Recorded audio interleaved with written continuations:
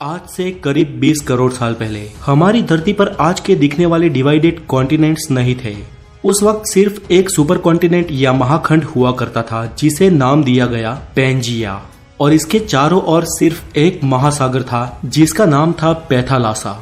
और आज के सारे खंड इसी महाखंड पैंजिया में से विखंडित होके बने हैं। ये थियरी देने वाले वैज्ञानिक अल्फ्रेड वेगनर थे और उनका ये भी मानना था कि उसी वक्त उस महाखंड पे रेंगने वाले जीवों का विकास हुआ। दोस्तों, पृथ्वी के गर्भ में लगातार प्लेट्स खिसकती रहती है जिसके चलते धरती पर निरंतर बदलाव होते रहते हैं, लेकिन ये बदलाव लाखों या करोड़ों सालों बाद दिखाई देते हैं। और इन्हीं बदलावों के चलते आज के ये दिखने वाले कॉन्टिनेंट्स का जन्म हुआ और उनके साथ ही हमारे देश भारत का भी। अल्फ्रेड की थियरी के अनुसार प्लेट के सरकने से सबसे पहले पैंजिया सुपर कॉन्टिनेंट के दो भाग हुए, जिसके उत्तरी हिस्से को लारेंसिया और दक्षिणी हिस्से को गोंडवाना लैंड कहा जाता है। और इन दोनों के डिवाइड होने के बाद जो बीच में महासागर का पानी भरा और एक खाड़ी का निर्माण हुआ, उसे वैज्ञानिकों ने टेथिस सागर नाम दिया। पैंजिया में से अलग हुए उत्तरी महाद्वीप लारेंसिया में से आज के एशिया, यूरोप और उत्तर अमेरिका जैसे कॉन्टिनेंट्स बने, जबकि गोंडवाना लैंड में से दक्षिण अमेरिका, अफ्रीका, ऑस्ट्रेलिया और एंटार्क्टिका जैसे कॉन्टिनेंट्स बने। हमारा देश भारत भले ही आज भौगोलिक रूप से एशिया का भाग हो, लेकिन भारत का भूमि भाग उस वक्त वास्तव में गोंडवाना लैंड महाद्वीप का हिस्सा था और आज का अफ्रीका और भारत एक ही प्लेट पे टिके थे। धीरे धीरे अंदरूनी प्लेट्स के सरकने से ये प्लेट्स भी अलग होती गई और भारत की जियोग्राफिकल प्लेट अफ्रीका से अलग होकर धीरे धीरे एशिया की ओर बढ़ने लगी। वो आज के लद्दाख हिस्से की ओर लगातार बढ़ती रही और एक समय इस प्लेट का एशिया के लद्दाख वाले हिस्से पे टकराव हुआ। दोस्तों, भूगर्भ में जब दो प्लेट्स का टकराव होता है तो भारी प्लेट नीचे की ओर सरक जाती है और हल्की प्लेट ऊपर उठ जाती है। उस वक्त भी ऐसा ही हुआ और आज के हिमालय का निर्माण हुआ। ऐसा कोई कम समय में नहीं हुआ, ऐसा होने में करोड़ों साल लग गए और आज की इस भौगोलिक भूमि का निर्माण हुआ।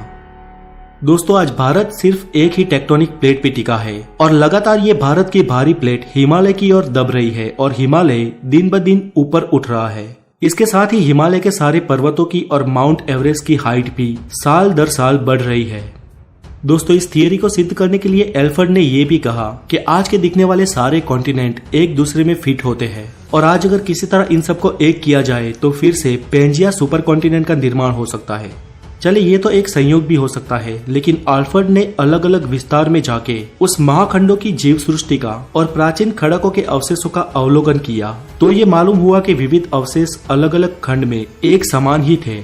इसके साथ ही अल्फ्रेड ने अपनी इस थियरी को सिद्ध करने के लिए कई सारे उदाहरण दिए। फ्रेंड्स, इस प्लेट्स के टकराव से भूकंप और ज्वालामुखी का खतरा रहता है।